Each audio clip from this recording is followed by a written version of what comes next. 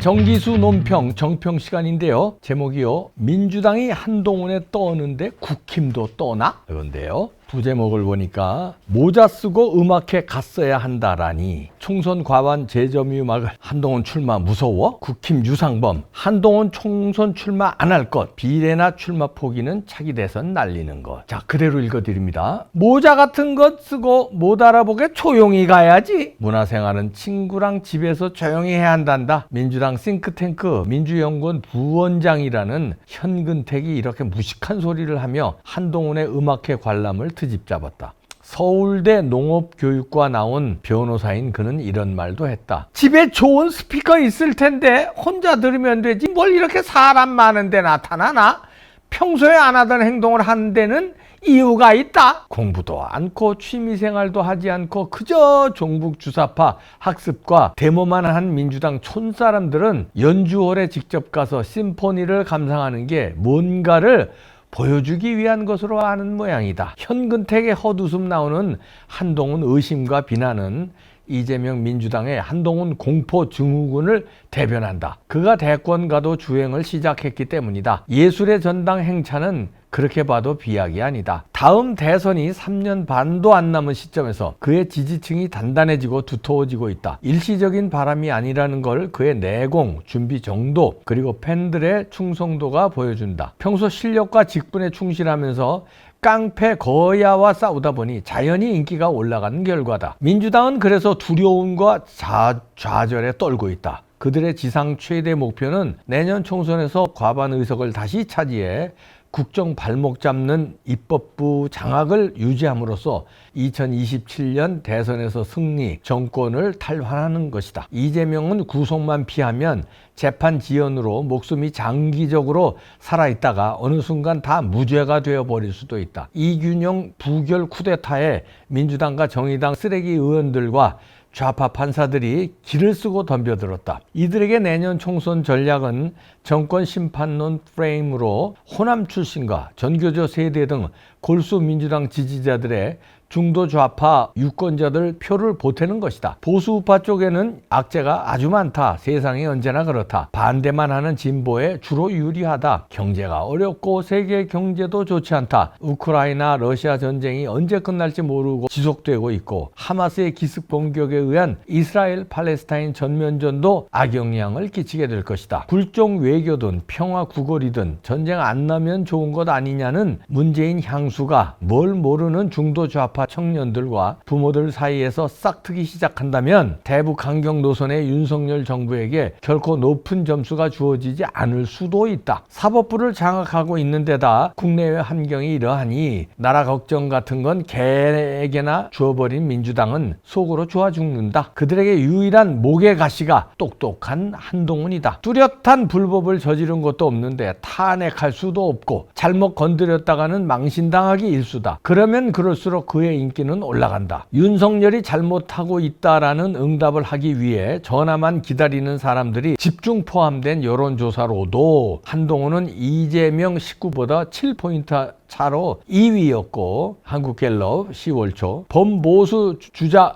적합도에서는 오세훈, 홍준표, 원희룡 15, 12, 11대 크게 앞서는 48% 1위 9월 말 리서치뷰를 했다. 여론이 이러함에도 불구하고 한동훈이 총선에 나가지 않을 것으로 본다거나 총선을 건너뛰고 대선으로 직행하기를 바라는 사람들이 여권 안팎에 꽤 있다. 국힘 수석 대변인 유상범이 사견임을 전제로 한동훈 불출마론을 폈다. 개인적으로 한 장관이 특별한 사유가 없으면 총선 출마 가능성이 없다고 생각한다. 비례대표 출마나 총선 대신 총리 재임 후 대선 직행 시나리오를 쓰는 논객들도 있다. 연막작전이 아니라면 이것은 승부다운 승부를 안 해본 사람들의 비겁하고도 나약한 전법이다. 총선을 피하거나 나가서 지면 한동훈 대선은 없다. 깨끗이 끝나는 것이다. 그러면 차차기로도 자동으로 사라진다. 인기가 상승 중일 때 치고 나가야지 기다리면 아끼다 똥 된다. 따라서 내년 총선에 반드시 나가 정면 승부를 벌이되 이길 수 있는 지역구를 골라야 한다. 묻지마 민주당 표가 절대적으로 많은 지역을 택하는 건 승부가 아니고 자살이다. 지난 대선 때 서울에서 윤석열은 이재명의 49.2%대 44.2%, 5% 앞섰다. 전국 0.73포인트 차보다 월등히 높은 득표를 했다. 이래도 안 나가면 쫄보 소리 듣는다. 한동훈이 그런 쫄보라면 대권은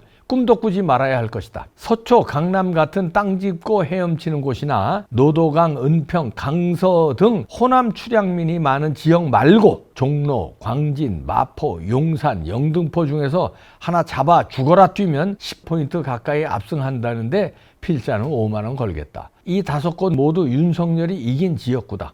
한동훈이 경합 지역에서 새벽부터 심야까지 뛸 경우 이것이 공중파, 편 TV와 유튜브로 생중계되면서 전국이 한동훈 선거판으로 변할 것이다. 그리고 변변한 스타 한 명 없는 민주당은 초상집이 된다.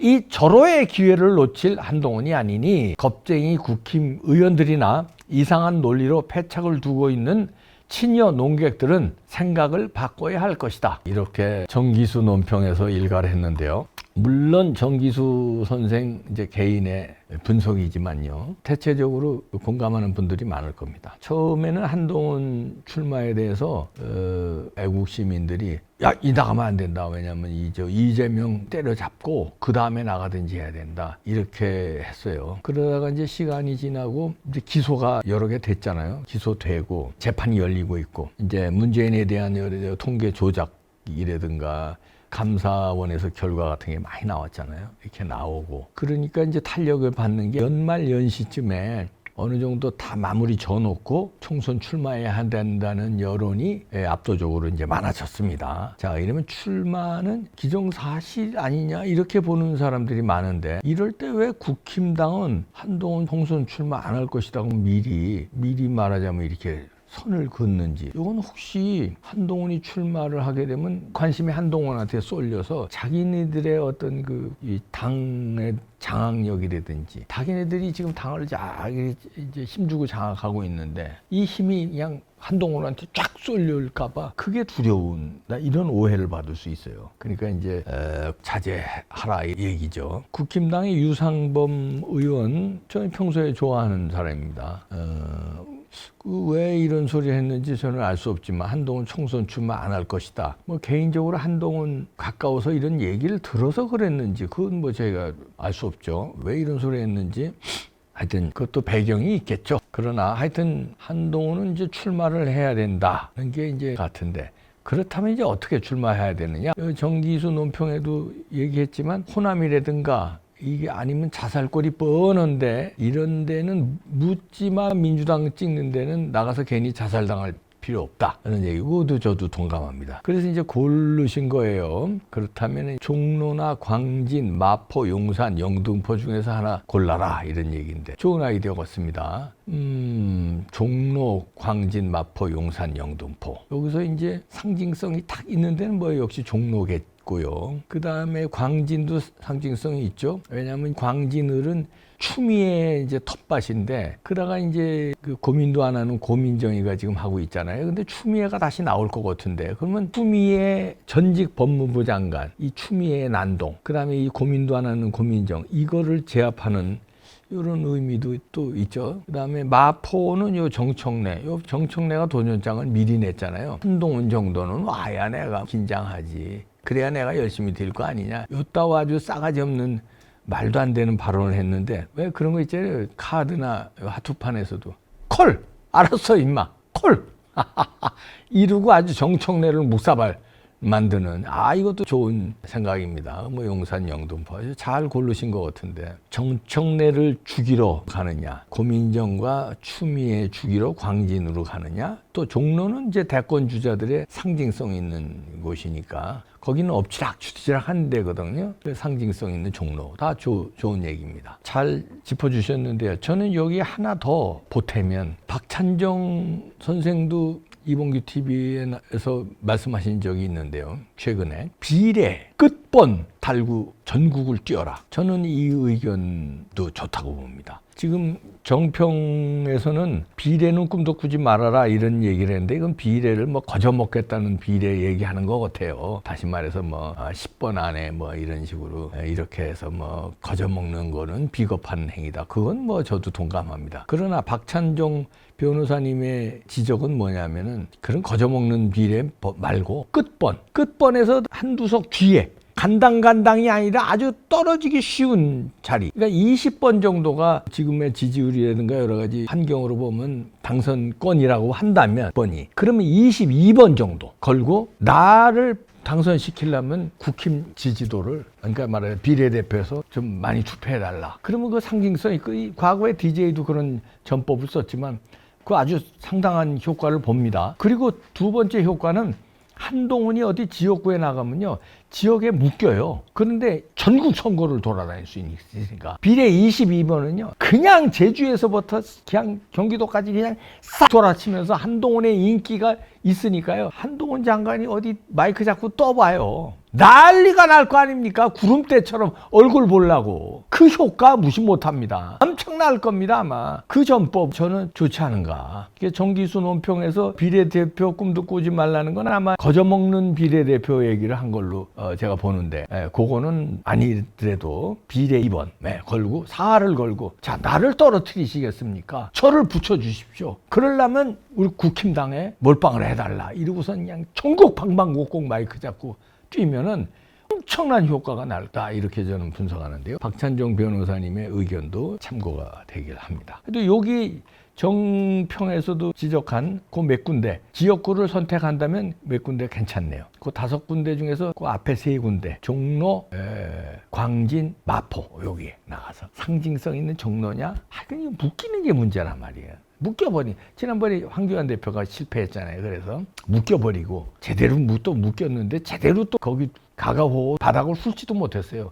왜냐하면 당대표였고 전국을 또 책임져야 되니까. 그러니까 이거 어정쩡한 게 되거든요. 지역구를 택했으면 그 지역구에 완전히 그냥 골목골목을 확 훑어야 돼요. 그럼 이제 다른 데는 꿈도 못 꾼단 말이에요. 근데 그때 황교안 대표는 뭐 딴 데도 신경 쓰랴 지역구도 신경 쓰랴 하니까 이게 초인이 아닌 선거 기간은 한정돼 있거든요. 이게 좀 한계가 있다. 그래서 그러나 상징성 있는데 그다음에 추미애 잡는 광진, 정청래 잡는 마포 상징성이나 의미는 있네요. 어느 게 좋은지는 한동훈 장관이 잘 판단할 겁니다. 한동훈 장관이 이제부터 작전. 그러나 과제가 있죠. 최소한 금년 내에는 이제 지금 2달 남았습니다. 좀 더 남았나? 10월, 11월. 3달은 좀 안 되는 2달 반 동안에 이재명 구속시켜야 돼요. 자꾸 영장 재청구하게 검찰을 좀 다독거려서 영장 또 안 되면 재청구. 그냥 반드시 감옥에 쳐넣고 그러고선 당당하게 지역구를 선택하든 아까 얘기한 대로 비례대표 끝번호 선택이든 멋진 한판 승부. 진짜 검객다운 검객. 윤석열 대통령의 그 결기 있잖아요. 그 깡 압박하다는 거. 이거를 넘는 한동훈 장관이 보여주시길 기대합니다. 그리고 윤석열 대통령 임기 끝나고 한동훈 장관이 대통령 되면 야 태평성대 가는 거예요. 얼마나 좋습니까? 흐뭇하네 아주 생각만 해도. 그렇게 되길 기대합니다. 될 거예요. 되겠도록 우리가 밀어줍시다.